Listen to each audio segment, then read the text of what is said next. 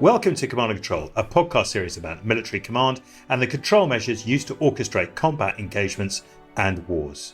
In this episode, we're talking about the US C2 structure, specifically about Goldwater Nichols with the inimitable Eliot Cohen. Systematics' world-leading command and control software, the Citaware suite, is in use in 16 NATO countries and more than 50 militaries worldwide. Its open architecture allows complete integration with legacy systems, while meeting all NATO interoperability standards, and its intuitive interface bridges language and domain barriers across alliances. Most people in the C2 world will acknowledge the Goldwater Nichols reforms of US command and control as one of the big muscle movements in C2 over the last 75 years. Those reforms put in place during the tenure of US President Ronald Reagan in 1986 are now nearly 40 years old. They sought to make the US command and control ecosystem worthy of a new world order that was struggling under the weight of Cold War thinking, a new aggressiveness of the White House Republicans, and coming after a series of military campaigns in which the US had had mixed success. Having signed them into power, the National Security Act of 1947 was reworked into a command structure that most in defence circles around the world are now well aware of. Admiral William J. Crowe was the first chairman to serve under this new legislation, and a whole new structure emerged alongside some of the PACORD reforms, and we might touch on those too during this episode. That structure has had a little tinkering around the edges in the subsequent years, but remains largely intact through the end of the Cold War and throughout the post-Cold War era. It served great power competition into counter-terrorist operations, nation-building and counterinsurgency, and now the pendulum is swinging back to great power conflict again. In researching this topic a few months ago, I was struck by how much the reorganisation of 1986 had endured. I also wanted to learn more about it because as we continue to delve into areas of C2, the good and the bad, I think it worth trying to understand whether we think, with hindsight and perspective, that Goldwater Nichols was a good thing, and why it has survived contact thus far, and whether changes might be afoot. It also piqued my interest that such deep reform was successful and achievable because of the effort and expertise expended in constructing it and applying the lessons that were needed, not some thin slicing consultancy exercise. Now, there are only 2 or 3 people I'd asked to talk to us about this topic. My first pick said yes, so we, you and I, dear listeners, don't have to settle for second best in any way, shape or form. Eliot Cohen, and many of you will know him, was the Robert E. Osgood Professor at Johns Hopkins University School of Advanced International Studies, where he taught between 1990 and 2021, and he was dean there from 1990. Cohen received his bachelor's and PhD degrees from Harvard, and after teaching there and the US Naval War College, founded the Strategic Studies program at SAIS. Now, his books include The Big Stick, Conquered into Liberty, amongst others, but most of the audience will probably be familiar with Supreme Command, that epic book that sits on most people's bookshelves. Now, in addition, Eliot has served in the US Department of Defense. He's been a counselor at Department of State, all those sorts of things and accolades that live in. But for me, there was a speech about, quote, the slumber of decided opinion against the tyranny of the majority, which Eliot made a few years ago. And in it, he made a compelling argument about what needed to change. Eliot, listen, I'm truly delighted to have you on the show. We talked on the Western Wales War a few years ago. You gave us then a series of important questions that we should address in national security. Today, the issue is Goldwater Nichols. And I should start by asking how and why the review came about and what problems it was seeking to solve. Sure. Well, first, thank you for that kind introduction, Peter. It's always good to be with you. You know, it's important to realize that Goldwater Nichols actually came out of a series of major legislative steps, which really begin in 1947, when we create a more or less unified Department of Defense. The United States had 2 very, very independent services, the Navy and the Army. Then, of course, we get the Air Force. And bring them together into the Department of Defense took a lot of effort. So there's another act in 1949, which really strengthened the department. There's a very important act in 1958, which gets overlooked, which began creating a lot of the offices that are part of the Office of the Secretary of Defense, smaller things along the way. And then in 1986, you have the Goldwater Nichols Act. Now, the immediate trigger for that, I think the event that sort of got people moving in this direction was the failure of Desert One, the Iranian rescue operation, where you had a combination of Marine helicopters and the Navy and the Air Force, and people felt it had been a terrible kerfuffle, which it was. Whether the new structure would have prevented that is another matter, but it was a trigger for simmering debates about jointness, about the extent to which the United States can really bring together the different services to deliver military effects. What are the key parts of Goldwater Nichols and the ones that have lasted and which I think are really worth thinking about? First, it made the chairman the primary military advisor to the president. One thing that's important to remember is in the American system, the chairman is not in the chain of command. The chain of command goes from the president through the Secretary of Defense, the combatant commanders, but the chairman plays a very important role and it basically ends up going through him, but he is not officially in the chain of command. Eventually, we added a vice chairman who has a very important role as well. But I think that the main thing that resulted from Goldwater Nichols is that the services ended up focusing overwhelmingly on organization and training, whereas military advice to the president really went through the chairman, and particularly beginning with Colin Powell. But in the years since then, just about every chairman has drawn more and more of that authority. So at the moment, when the president is looking for military advice, they will go to the chairman and on very rare occasions to the rest of the Joint Chiefs of Staff. So you're not getting collective advice so much. The other things that have happened that are part of Goldwater Nichols, the strengthening of what we now call the combatant commanders. They used to be called theater commanders-in-chief. Secretary of Defense Don Rumsfeld said there's only one commander-in-chief, that would be the president. So they're now combatant commanders or COCOMs. And as I said, the services are really focused entirely on organization training and those kinds of issues. Finally, I think the other large element of the Goldwater Nichols reform is that it began mandating joint experience if you hope to make it to flag officer rank or general officer rank. Now, in the nature of things, those are always somewhat arbitrary kinds of definitions, what's joint and what's not joint. Did good things come of this? I think in some ways, yes, in that the president has one person to go to. But there are also problems with Goldwater Nichols. I mean, it very quickly became orthodoxy that this had been the most wonderful military reform ever. And there were some good things about it, but the nature of human affairs, and particularly military affairs, is there's nothing that's totally wonderful. So I think it's worth talking a little bit about what are some of the problems with Goldwater Nichols. One is, if the president can only turn to one person for military advice, I think that's something of a problem. And in fact, presidents will frequently try to get supplementary views in indirect ways, as President George W. Bush did during the surge. And it makes sense. You know, if you have a Navy admiral as the chairman, are they really the right person to advise you on counterinsurgency? So there's one issue there. Secondly, by empowering the combatant commanders, you really put a lot of emphasis on today at the expense of tomorrow. And that includes where you station forces. The combatant commanders have lots and lots of responsibilities for daily engagements, as well as their individual war plans. And I think people are beginning to ask now, well, does this make sense any longer? And the third thing is that although joint assignments have been a good thing by and large, it doesn't really necessarily mean that you have a completely joint perspective as the domains of war have themselves evolved.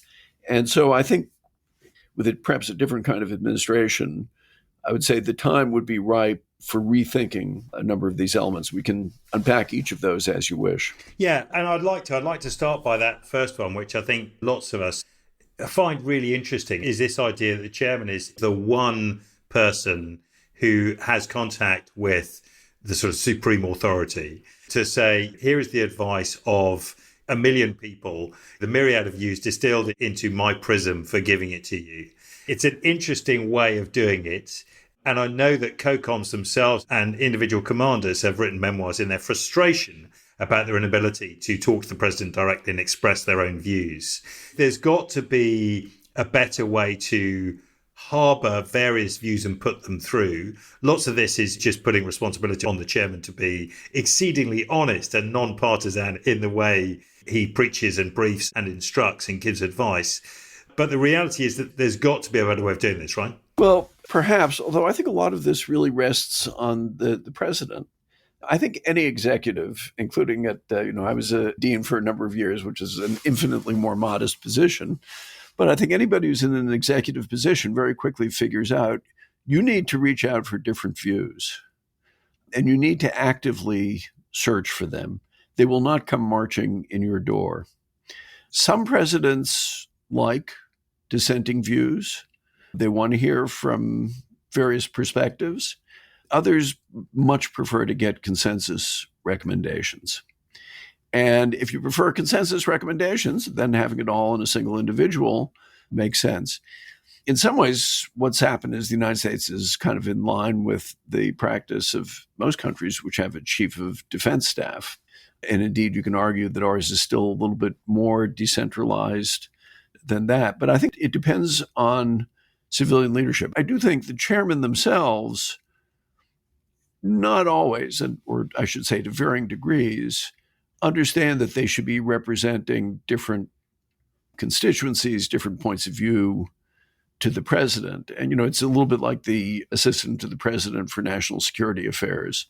The good ones understand that they had better make it clear what the range of opinion is in the government rather than just trying to give their own view. But it's a danger and it's a weakness in the system for sure.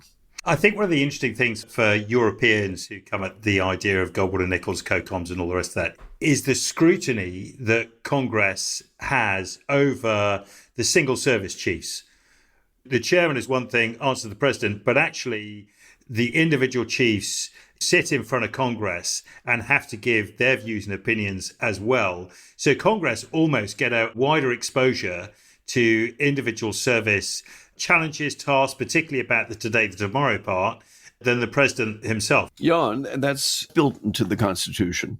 And it's one of the ways in which we're quite different from a lot of the European systems. A famous constitutional scholar, Edwin Corwin, once said that the Constitution is an invitation to struggle over questions of national security. And it has always been so.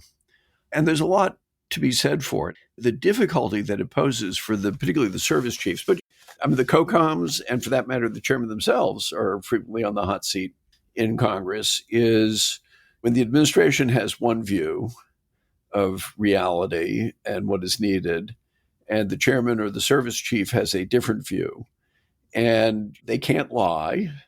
On the other hand, if they seem to be really dissenting from the administration's point of view, their days may be numbered, and in any case, their utility is very limited. So they spend a lot of time figuring out how to navigate through that.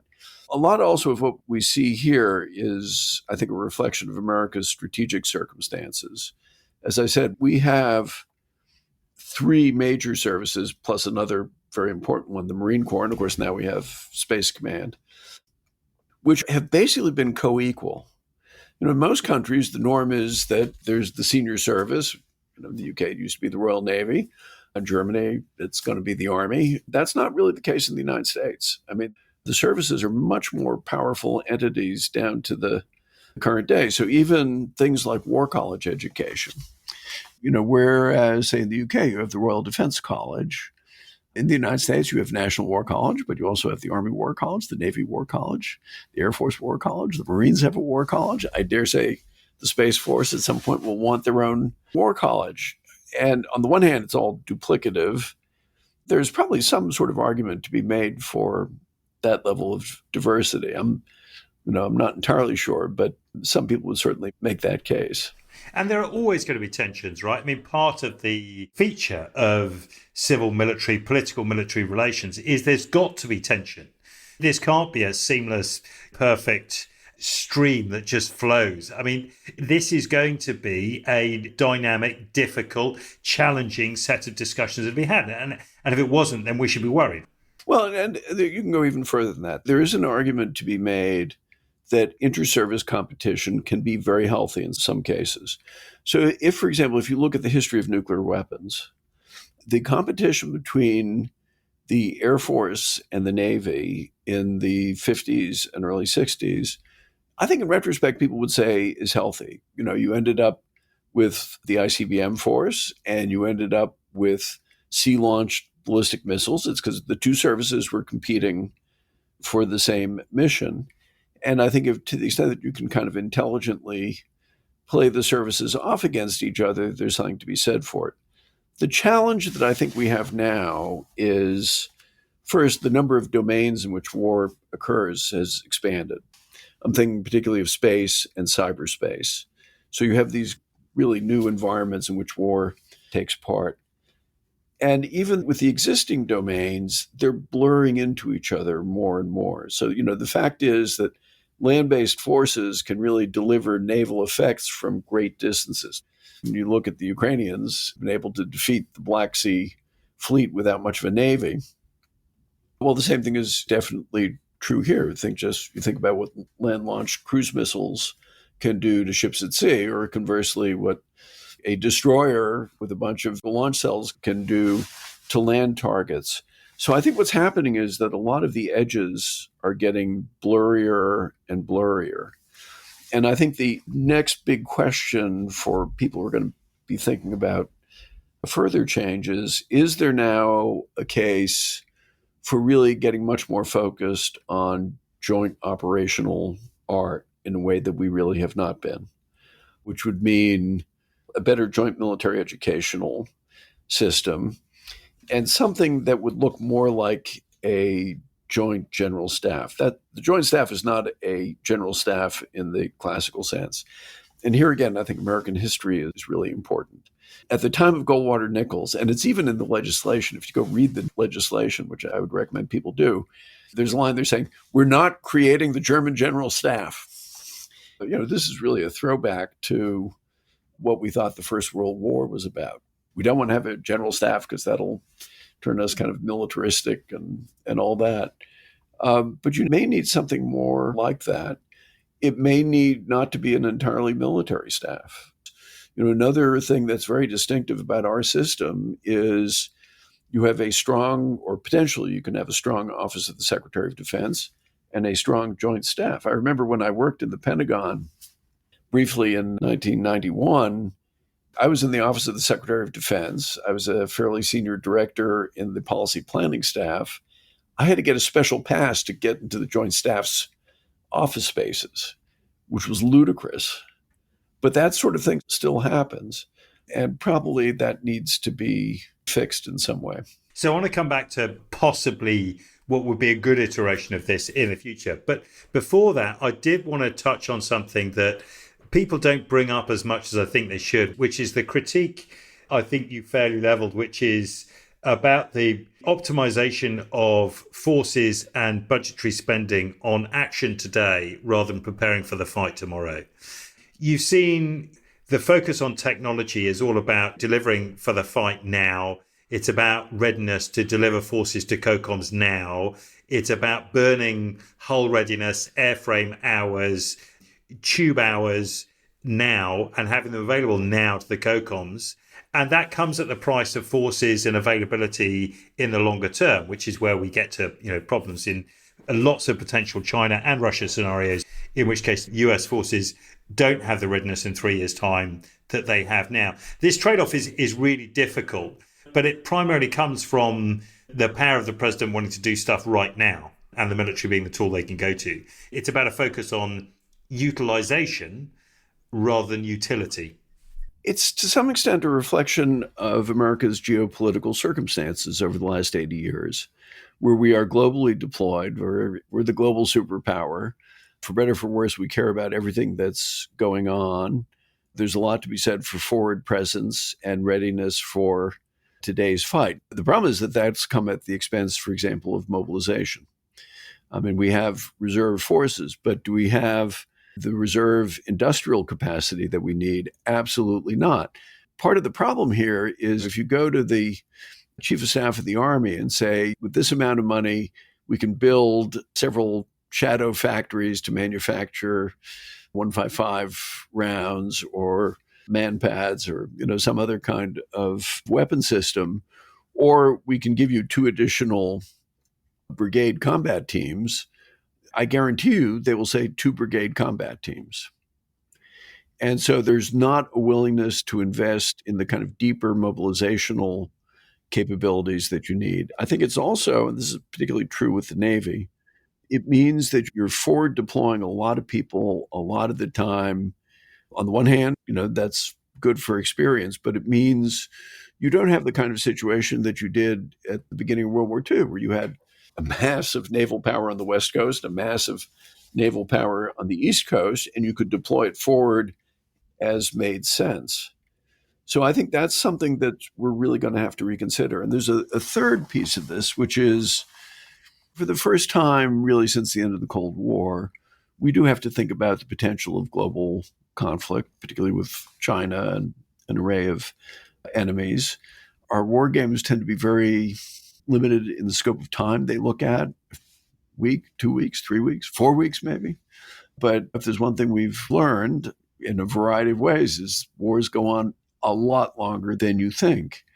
And that whole mobilizational element of strategic thinking, it's dropped away out of our strategic culture since, I would say, the 50s and 60s.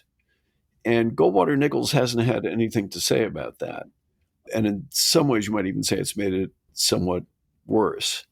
And that's also something that's going to need to be addressed, because from the point of view of the overall needs of the United States, we need a deep mobilizational capacity. I'm sure it won't look like World War II all over again, but it does mean the ability to generate equipment and forces and sustain them, for conflicts which might run for a year or two. One last thing I'll just say on that, since I've mentioned the idea of global conflict, empowering the COCOMs makes sense if you think that each theater is really distinct. If you think that, say, a conflict with China is about Taiwan, then it makes sense to have an Indo-Pacific command that's, Taiwan and the areas around it. But, in the same way that World War II was not a war over Hawaii, conflict with China is not going to be a war simply over Taiwan. But more importantly, it will not be confined to the Indo-Pacific. It'll take many different forms around the globe. And we probably now need a command system that is much better suited than our current one to conduct global conflict against an enemy or a set of enemies. And we don't really have that yet, I don't believe. It's funny, isn't it, that when 1986 and the thinking that went into it, you got the feeling that geography was the best and most effective way to organise thinking and military thought. And therefore, out of that flowed force requirements and different tactics and a very contextual set of fights. And yet, as you say, the spread of conflict that crosses geographic boundaries, it doesn't help the battle between COCOMs, which can be quite difficult, right? It's not just over forces. It's actually, where the boundaries lie. Does Djibouti sit within AFRICOM or with CENTCOM? These great debates that continue to happen, they're not helpful. The relative power of COCOMs and the arrival of STRATCOM, it's all really, really divisive to allow geography to still be the centralising facet over C2. It seems more and more detached from how we're seeing fighting and wars emerge, right? Obviously, at the tactical and operational level, of course, geography matters. It's different than it used to be, but it matters. I mean, geostationary orbit is in a certain way thinking about geography. There's another element, though, about the rise of the COCOMs, which I think was not anticipated at the time of Goldwater Nichols. And that is that in large parts of the world, it in a certain way undermined the power of American diplomacy. When a combatant commander shows up in a country, first they have a wide regional view, which is a good thing. Say the Southcom commander shows up in somewhere in Latin America, he or she is charged with thinking about all of Latin America. They show up in a plane, a fancy plane, and they're surrounded by cupbearers and spear carriers and people with palm fronds and stuff like that. When the Assistant Secretary of State, and here I'm probably just channeling my own experiences as a senior member of the State Department, when the Assistant Secretary of State for that region shows up, they've flown in on commercial. The State Department has probably not let them fly business class. So they get decanted out of the back of the airplane looking as if they've been put in a dryer and put on tumble dry for half an hour or so. And the locals notice. And so people have made the argument that it has the effect of, to some extent, enhancing the military voice in diplomacy in ways that are not entirely helpful or correct. Unfortunately, I think there is something to that. And there's a balance to be redressed. Now, there are ways that you can do that without affecting the command structure. Among other things, just give the State Department a bunch of nice airplanes. But it is an issue. And I've had general officers talk about that to me. They will acknowledge that an assistant secretary is not going to carry the same weight unless, by virtue of personal experience and charisma and all the rest, they can do that they will when they show up with a complete retinue. And you've talked about that in perspective of how foreign leaders will interpret their arrival and the pomp and circumstance that goes with it. But is that also reflected in DC too? I mean, in terms of strategy making, it feels like the Pentagon always leads US strategy making, that they have a disproportionately sized voice when it comes to it. And US State Department, USAID, those other levers of power that have been hugely powerful for the United States throughout the Cold War and the post-Cold War era, those voices tend to fall away. And the first response is not send an ambassador, it's send the 101st. I think there's some extent that's true. I mean, the Pentagon is a huge operation with vast amount of talent and all that. But an awful lot depends on personalities. So this may just be me being defensive about my boss while I was at State. And Condoleezza Rice, when she was Secretary of State, I think in terms of setting policy, carried at least as much weight as Secretary Gates. And they had a very productive relationship, actually, which permeated down to my level, where I've spent most of my time dealing with the Undersecretary of Defense for political affairs.